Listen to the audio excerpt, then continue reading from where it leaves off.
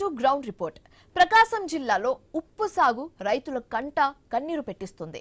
పంట దిగుబడి బాగా వచ్చిన మార్కెట్లో సరైన గిట్టుబాటు ధర లేక ఉప్పు రైతులు దిగాలు చెందుతున్నారు. నిత్యం దళారుల చేతుల్లో మోసపోతూ సమస్యలతో సహజీవనం చేస్తున్నారు ఉప్పు సాగు చేపట్టిన రైతులు. పంట కోసం చేసిన కష్టం చేతికందిన పెట్టిన పెట్టుబడులు రాక రైతులు ఇబ్బందులు ఎదుర్కొంటున్నారు. సముద్ర తీర ప్రాంతాల్లో తెల్ల బంగారంగా పిలుచుకునే ఉప్పు పంటపై ఆధారపడి ఎంతో మంది జీవనం కొనసాగిస్తున్నారు. ప్రత్యక్షంగాను పరోక్షంగాను వేలాది మంది ఉప్పు పంటపై ఆధారపడి ఉపాధి పొందుతున్నారు.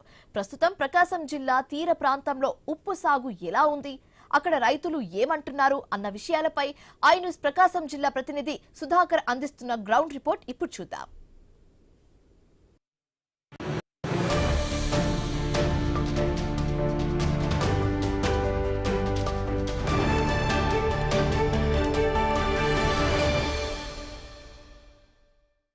షడ్రుచుల్లో రారాజు అంటే మనందరికీ టక్కున గుర్తుకొచ్చేది ఉప్పు. మనిషి జీవితంలో దీని ప్రాధాన్యత అంతా ఇంతా కాదు. అయితే ఈ ఉప్పుని సముద్ర తీర ప్రాంత రైతులు తెల్ల బంగారం అని పిలుచుకుంటారు. ఈ సముద్ర తీర ప్రాంతాల్లో ఈ ఉప్పు పంటపై ఆధారపడి ఎంతో మంది రైతులైతే జీవనం సాగిస్తున్నారు. ఇటు ప్రత్యక్షంగా అటు పరోక్షంగా వేలాది మందికి ఈ ఉప్పు పంట ఆధారం కల్పిస్తుంది. ఈ నేపథ్యంలోనే సముద్ర తీర ప్రాంతాల్లో ఉప్పు పంట ఎలా ఉంది, పంట ధరపై గిట్టుబాటు ధరపై రైతులు ఏమనుకుంటున్నారు అనేది ఈరోజు ఐ న్యూస్ గ్రౌండ్ రిపోర్ట్లో తెలుసుకుందాం. ప్రస్తుతం మనం కొత్తపట్నం సముద్ర తీర ప్రాంతాల్లో ఉన్నాము. ఈ ప్రాంతంలోనే రైతులైతే తమ పంట పొలాలను మడులుగా చేసి అయితే ఉప్పు పంటనైతే సాగు చేస్తున్నారు. అయితే ప్రస్తుతం ప్రకాశం జిల్లా వ్యాప్తంగా తీర ప్రాంత మండలాల్లో ఎక్కువగా రైతులైతే ఉప్పు పంటను సాగు చేస్తున్నారు. అయితే తెల్ల బంగారంగా పిలుచుకునే ఈ ఉప్పు పంటపై ఆధారపడి ఇటు ప్రత్యక్షంగా అటు పరోక్షంగా వేలాది మంది అయితే ఉపాధి కల్పిస్తుంది. ఈ నేపథ్యంలోనే ప్రకాశం జిల్లాలోని తీర ప్రాంత మండలాల్లో ఈ ఉప్పు రైతులైతే అధికంగా సాగు చేస్తున్నారు. అయితే ప్రధానంగా కొత్తపట్నం, చిన్నగంజాం, కనపర్తి, పాకల, గొల్లపాలెం, బెంగినపల్లి, సింగరాయకొండ గ్రామాల పరిధిలో అయితే ఎక్కువగా ఈ ఉప్పు పంటనైతే సాగు అవుతుంది. ఇటు అనుకూల ప్రతికూల వాతావరణాలను తట్టుకుంటూ అయితే రైతులైతే ఈ ఉప్పు పంటనైతే సాగు చేస్తున్నారు.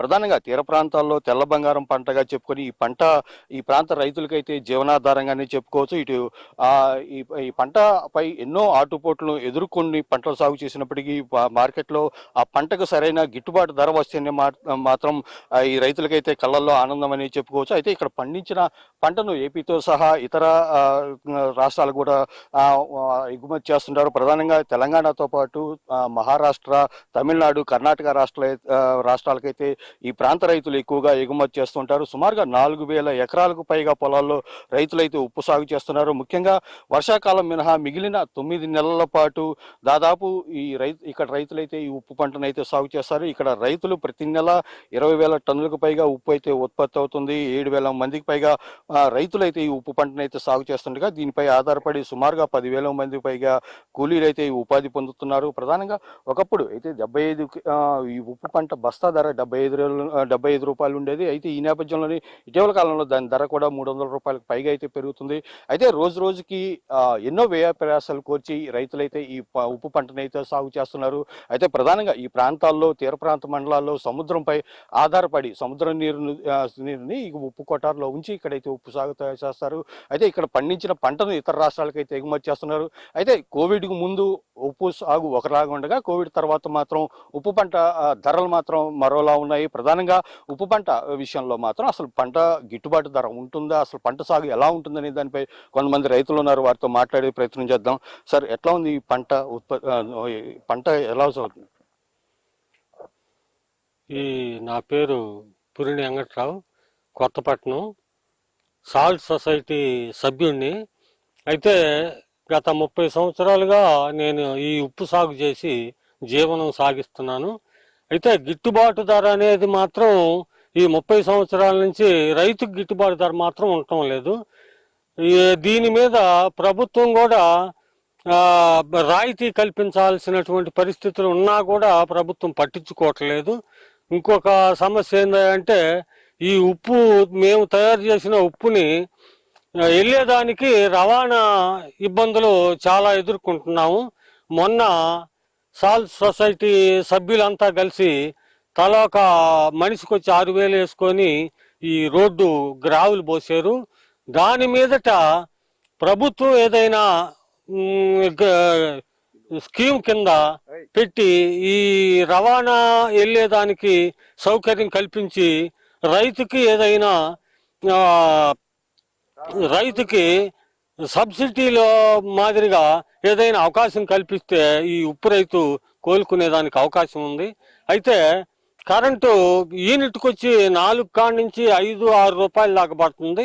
ఇది అగ్రికల్చర్ కింద మార్చాలని ప్రభుత్వానికి నేను విన్నపం చేస్తున్నాను. అయితే గతంలో ఉప్పు పంట సాగుకి ఎంత పెట్టుబడి అయ్యేది, ఇప్పుడు ఎంత పెట్టుబడి వస్తుంది, లాభం ఎంత వస్తుంది? గతంలో ఒక ఎకరానికి వచ్చి 20,000 రూపాయలు అయితే సరిపోయేది, ఈరోజు 50,000 రూపాయలు అవుతుంది. కనుక కూలీల రేట్లు పెరిగిపోయినాయి కానీ ఉప్పు ధర మాత్రం పెరగట్లేదు. సమస్య అది. అయితే ఇప్పుడు ఇటీవల కాలంలో కూడా తుఫాన్లు వచ్చినాయి, భారీగా నష్టం జరిగింది. అయితే ఈ నష్టాన్ని నుంచి ఎలా కోలుకుంటున్నారు? అసలు ప్రభుత్వం ఎలాంటి సౌకర్యాలు ఇస్తే ఉప్పు రైతు గిట్టుబాటు ధర వస్తుంది అనుకుంటున్నారు? ప్రభుత్వం గిట్టుబాటు ధర ఇది చేస్తే కొంత మాకు వెసులుబాటు కలుగుతుంది. పైగా అకాల వర్షాల వల్ల పోయిన సంవత్సరం 1 నెల మాత్రమే చేసాం. 7-8 నెలలు చేసే కొట్టారు, 1 నెల మాత్రమే చేసాం. రైతులు అప్పుల పాలైపోతున్నారు. రెండోసారి వ్యవసాయం చేసేదానికి రైతు దగ్గర శక్తి లేకుండా పోతుంది. అందుకని ప్రభుత్వం కానీ ఏదైనా రాయితీ కల్పించగలిగితే ఉప్పు రైతు అనే అతను కాస్త నిలకడగా నిలబడేదానికి అవకాశం ఉంటుంది సార్. అయితే ఎన్నో సంవత్సరాలుగా మీరు ఉప్పు పంటనైతే సాగు చేస్తున్నారు. గతంలో సాగు విస్తీర్ణం ఎట్లా ఉండేది, ఇప్పుడున్న పరిస్థితుల్లో సాగు విస్తీర్ణం ఎట్లా ఉంటుంది? గతంలో అంటే ఇంత ఖర్చు ఉండేది కాదు. ఖర్చు తక్కువతోటి ఎక్కువ జనం వచ్చేవాళ్ళు, పని అయిపోయేది. ఆ రోజు 3 రూపాయలు కూలి, 2 రూపాయలు కూలి, ఇవాళ 500-400. దాని మీదట ఉప్పు రేటు మాత్రం పెరగలేదు. అందువల్ల రైతుకి నష్టం వస్తుంది.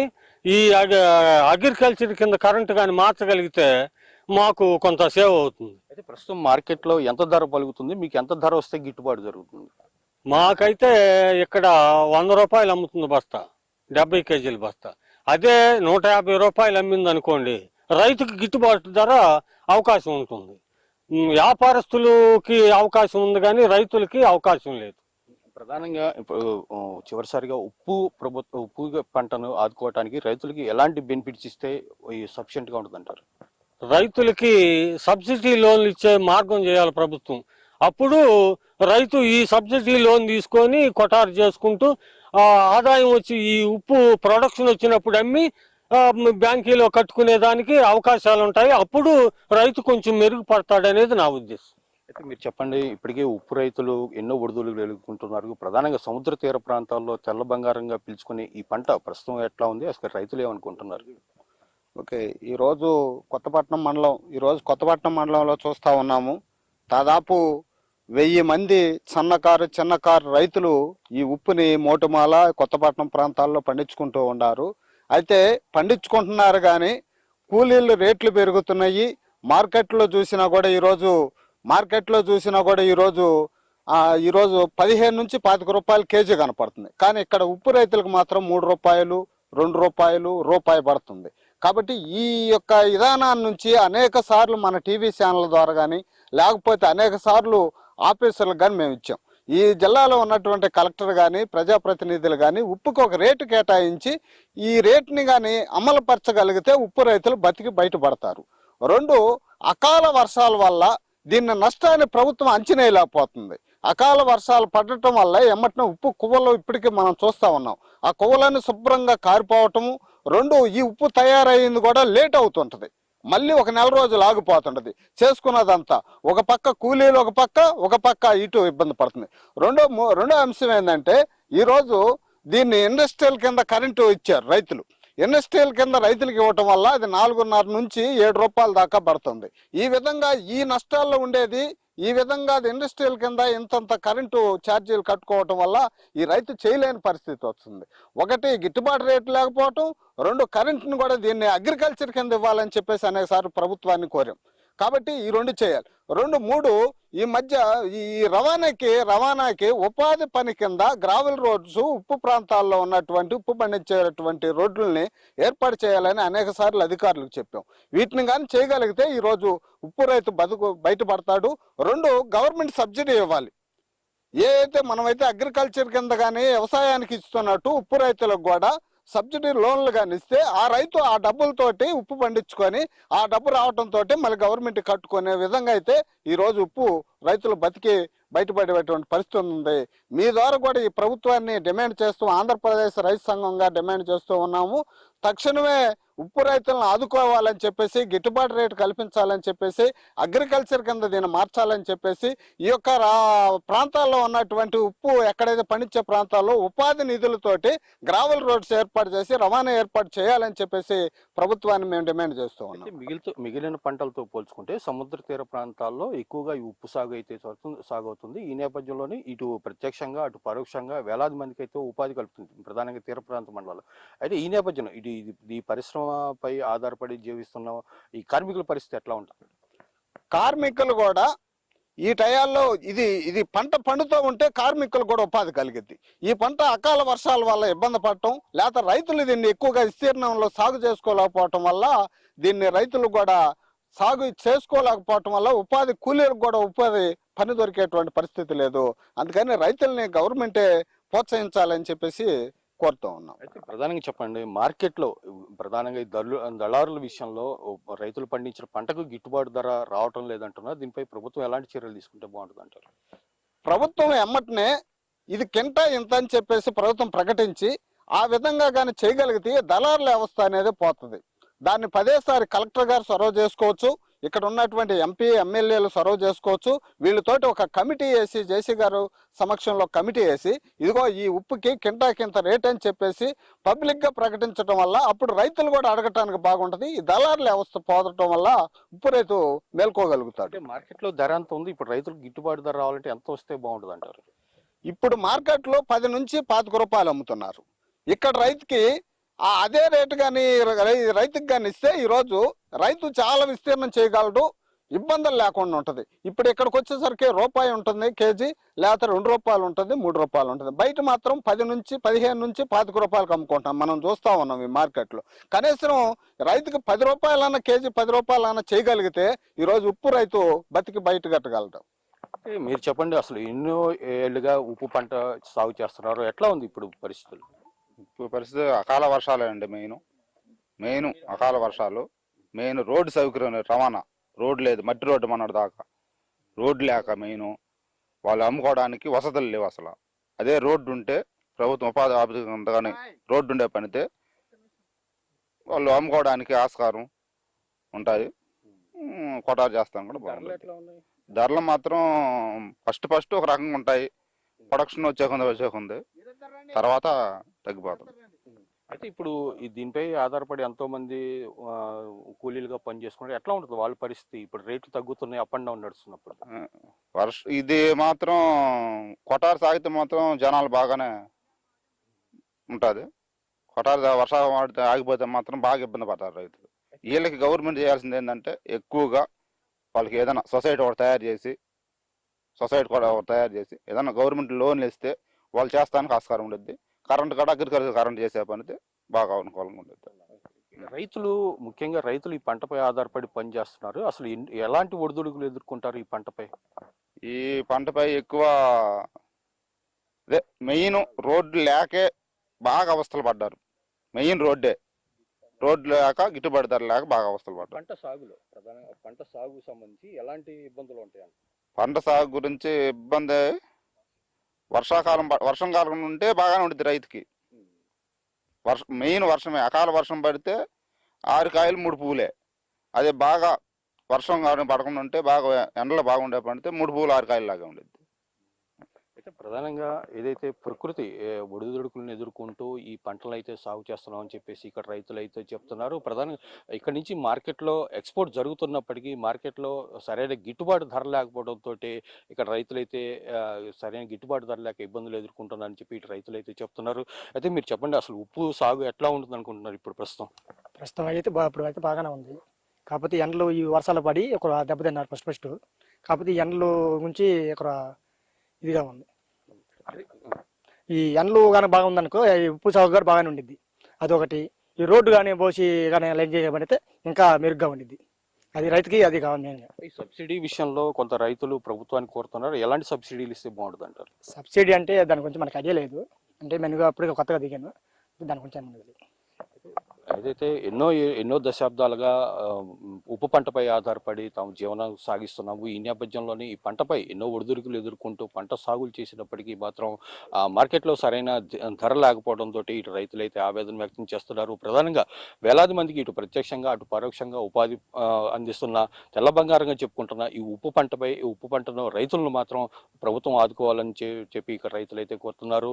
అయితే ఈ నేపథ్యంలో ఏదైతే మిగిలిన రైతులకు ఇస్తున్న సబ్సిడీలతో పాటు విద్యుత్ సబ్సిడీలను కూడా ఉప్పు రైతులకు కూడా ప్రభుత్వం అందిస్తే ఈ పంటను మరింతగా ఉత్పత్తి చేయొచ్చు. దీనిపై ఎంతో మందికి ఉపాధి కూడా కల్పిస్తుందని చెప్పేసి ఇక్కడ రైతులైతే కోరుతున్నారు. ఉమ్మడి ప్రకాశం జిల్లా వ్యాప్తంగా సముద్ర తీర ప్రాంతంలో రైతులు పండించే ఉప్పు పంట మాత్రం రైతులైతే తీవ్ర ఇబ్బందులు ఎదుర్కొంటున్నారు. ప్రధానంగా ఏదైతే ఎన్నో వ్యయ ప్రయాసాలు కూర్చి తాము ఉప్పు పంట సాగు చేసినప్పటికీ మార్కెట్లో సరైన ధర రాకపోవడంతో దళారుల మధ్యవర్తిత్వంతో పూర్తిగా నష్టపోతుందని చెప్పేసి ఇటు రైతులైతే ఆవేదన వ్యక్తం చేస్తున్నారు. అయితే ఉప్పు రైతులను ఆదుకునే విధంగా ప్రభుత్వం ఎలాంటి చర్యలు తీసుకుంటే బాగుంటుందనే దానిపై ప్రస్తుతం రైతు సంఘాల నాయకులు ఉన్నారు, మనతో మాట్లాడే ప్రయత్నం చేద్దాం. సార్, సముద్ర తీర ప్రాంతంలో తెల్ల బంగారంగా పిలుచుకునే ఉప్పు పంట సాగు ఎన్నో ఒడిదుడుకులు ఎదుర్కొంటున్నారు. ప్రస్తుతం రాష్ట్ర ప్రభుత్వం ఎలాంటి చర్యలు తీసుకుంటే ఈ రైతులు ఆదుకోవచ్చు? నా పేరు జయంతి బాబు, రైతు సంఘం ప్రకాశం జిల్లా అధ్యక్షుడిని. ఉప్పు విషయానికి వస్తే ఉప్పు లేనిది ముద్ద ఎక్కదు. ఉప్పు అనేటువంటిది ఈరోజు మన ఆహారంలో ప్రధానమైనటువంటిది. కానీ ప్రధానంగా ఉన్నటువంటి ఆహారంలో ఉపయోగించేటువంటి ఉప్పు పండించే రైతుల పట్ల మాత్రం ప్రభుత్వం చాలా నిర్లక్ష్యంగా వ్యవహరిస్తూ ఉంది. దీంట్లో ఉప్పు అనేటువంటిది కొంత సీజన్లో మాత్రమే పంట పండించేటువంటి అవకాశం ఉంది. వర్షాలు పడినప్పుడు ఉప్పు కయ్యలు దెబ్బతినిపోతాయి. అప్పటి వరకు కూడా చేసినటువంటి శ్రమ అంతా కూడా వృధా అయిపోయి ఉత్త చేతులతో ఇంటికి వచ్చేటువంటి పరిస్థితి. అయితే ఏదైనా ఎండలు వాతావరణం బాగుండి ఉప్పు పండిద్దాము అని అంటే ప్రభుత్వము ఉప్పు రైతులకి కనీసంగా పరిశ్రమలకు ఇచ్చేటువంటి విద్యుత్ రాయితీలు కూడా ఇవ్వకుండా 8-9 రూపాయల యూనిట్కి కరెంటు ఖర్చు వస్తూ ఉంది. ఇది మా ఉప్పులో శ్రమ చేసేటువంటి కూలీల యొక్క ఖర్చు కంటే ఈ రోజున విద్యుత్ ఖర్చు అనేటువంటిది ఎక్కువ అవుతా ఉంది. దీంట్లో కొద్ది మందికి మాత్రమే, సొంతదారులు పట్టా భూములు కలిగినటువంటి వాళ్ళకి మాత్రమే కొద్ది గొప్ప రాయితీలు ఇస్తున్న తప్ప డీకే పొలాలు ప్రభుత్వ భూముల్లో సాగు చేసుకునేటువంటి ఉప్పు రైతులకు కానీ, అట్లాగే ప్రభుత్వ భూముల్ని లీజుకు తీసుకుని చేసుకుంటున్నటువంటి కంపెనీల వాళ్ళకి కానీ ఎవరికి కూడా విద్యుత్ రాయితీలు అనేటువంటివి లేవు. సముద్ర తీర ప్రాంతంలో ఉప్పు పండిస్తూ ఉంది అత్యధిక భాగం ప్రభుత్వ భూములు. అట్లాగే అక్కడ ఉన్నటువంటి పేదలు సొసైటీలుగా ఏర్పడి ఆ సొసైటీల ద్వారా అక్కడ సాగు చేసుకుంటూ ఉన్నారు. కానీ సొసైటీలకు కానీ, కంపెనీలు ప్రభుత్వం దగ్గర నుంచి లీజు తీసుకున్నటువంటి కంపెనీలకు కానీ, లేదా విడివిడిగా డీకే పట్టాలు పొంది ఆ డీకే పట్టాల్లో సాగు చేసుకుంటున్నటువంటి చిన్న సన్నకారు రైతులకు కానీ ఎవరికి కూడా విద్యుత్ రాయితీలు అనేటువంటి రావటం లేదు. అలాగే రెండవది, వీళ్ళని కూడా ఉప్పు రైతులు అందరికీ వర్తించేటువంటి ఎటువంటి సౌకర్యాలు, ఎటువంటి నష్టపరిహారాలు, లేదా ఈ రైతు భరోసా, అన్నదాత సుఖీభవ లాంటి రైతాంగానికి ఇచ్చేటువంటి పథకాలు కానీ ఏమీ కూడా దీంట్లో ఉప్పు రైతులకు వర్తించడం లేదు. ఇది చాలా దుర్మార్గమైనటువంటి విషయం. ఉప్పు రైతులని పిలుస్తున్నాం తప్ప ఉప్పు లేనిదే పప్పు అయినా రుచిగా ఉండదని అనుకుంటున్నాం తప్ప, కానీ ఉప్పు రైతును మాత్రం ఇతర రైతులతో సమానంగా చూసి వాళ్ళకి నష్టపరిహారాలు కానీ, వాళ్ళకి కావలసినటువంటి రుణ సదుపాయం కానీ వీటన్నిటినీ కల్పించడంలో ప్రభుత్వాలు అనేటువంటి చాలా చిన్నచూపు చూస్తూ ఉన్నాయి. అలాగే రెండో వైపున చూస్తే చిన్నకారు రైతులు ఎక్కువ ఉప్పు రంగంలో, ఈ ఉప్పు రంగంలో ఉన్నటువంటి చిన్నకారు రైతులకి ప్రభుత్వం నుంచి పెట్టుబడులు లేక, రుణ సౌకర్యాలు రాక ప్రైవేట్ వ్యక్తుల మీద ఆధారపడాల్సి వస్తూ ఉంది. ప్రైవేట్ వ్యక్తులు ఏం చేస్తూ ఉన్నారు? ఈ రోజున అతి తక్కువ ధరలకి పంట కాలంలో ఈ చిన్నకారు రైతుల దగ్గర ఉన్నటువంటి ఉప్పు అంతా పోగేసుకుని ధరలు పెరిగిన తర్వాత వాళ్ళ పొలాల్లోనే ఉప్పుని కొవ్వేసుకుని అక్కడి నుంచే 5 రూపాయలకి కేజీ కొని అక్కడ 12-13 రూపాయలకి ఆ రైతులు ఎదురుగానే ఆ ఉప్పును అమ్ముకుంటున్నటువంటి ఒక దారుణమైనటువంటి పరిస్థితి మనకి ఉప్పు రైతుల్లో కనిపిస్తూ ఉంది.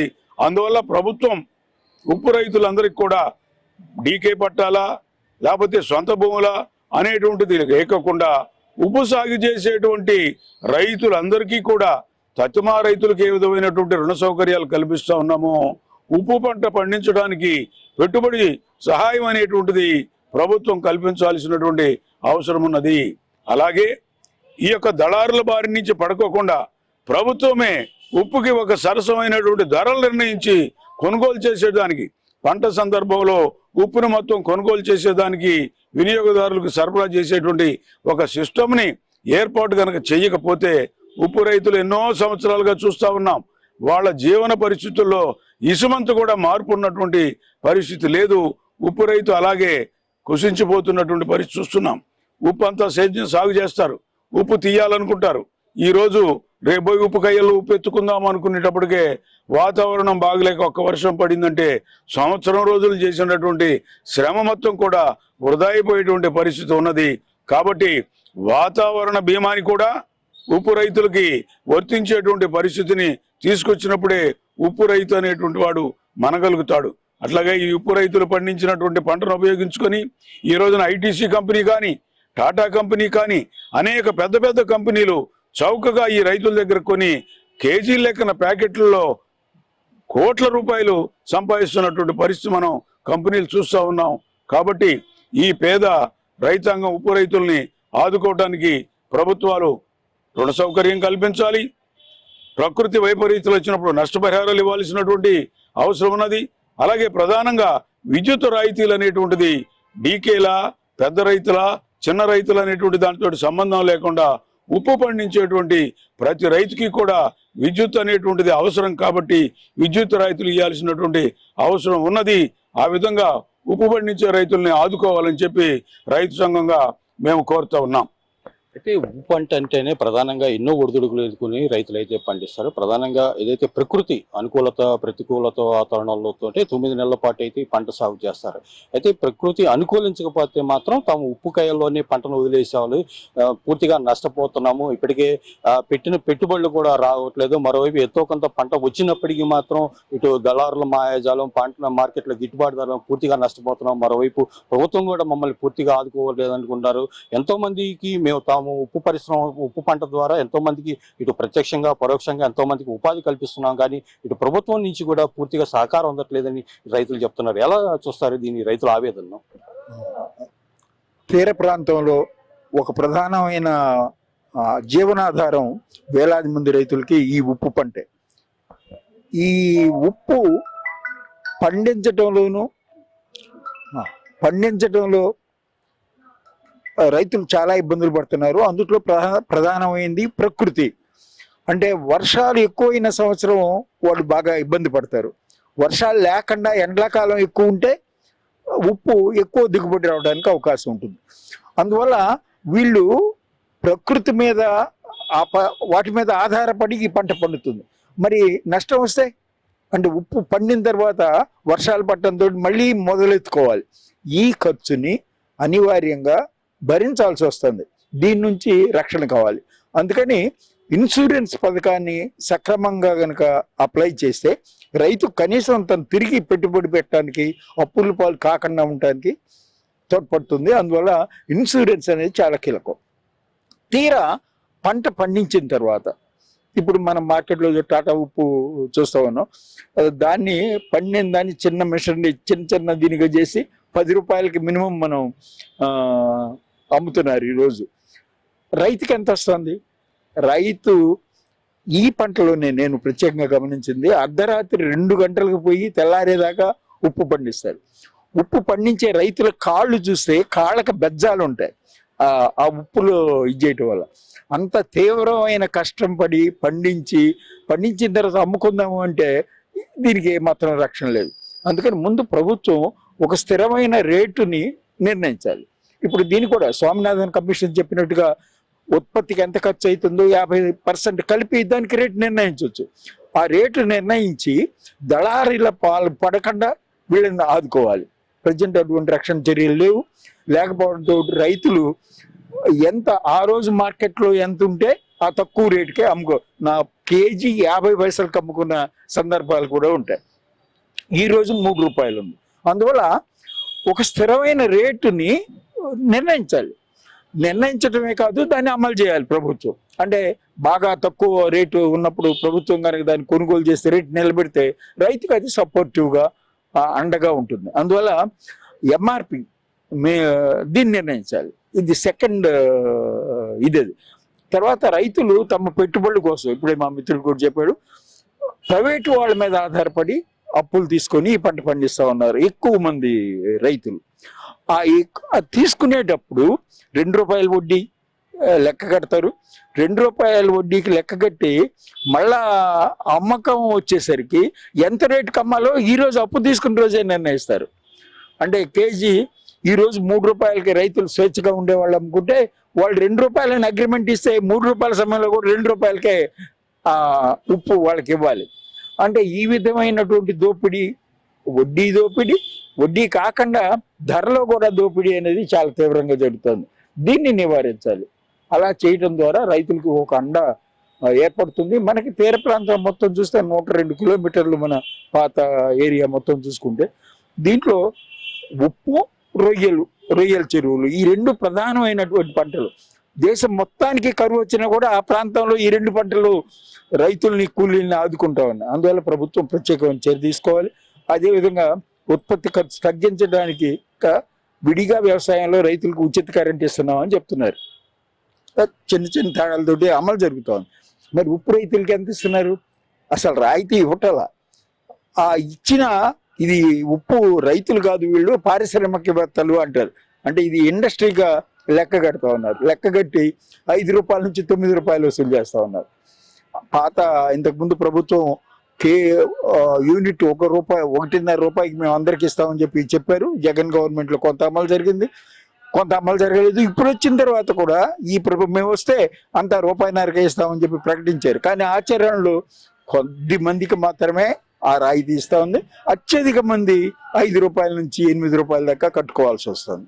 ఇది రైతాంగం తీవ్రంగా నష్టపోయే అంశం. అందువల్ల దీన్ని కూడా సరిచేయాలి. ప్రభుత్వం ఆ ప్రాంతంలో ఉండే ఈ చిన్న చిన్న రైతుల మొత్తానికి ఈ 1.5 రూపాయి అమలు జరిగేటట్టుగా చేస్తే వేలాది మంది రైతులకి మేలు చేసినట్టు అవుతుంది. అందువల్ల చేయాలని రైతు సంఘం డిమాండ్ చేస్తా ఉన్నాం.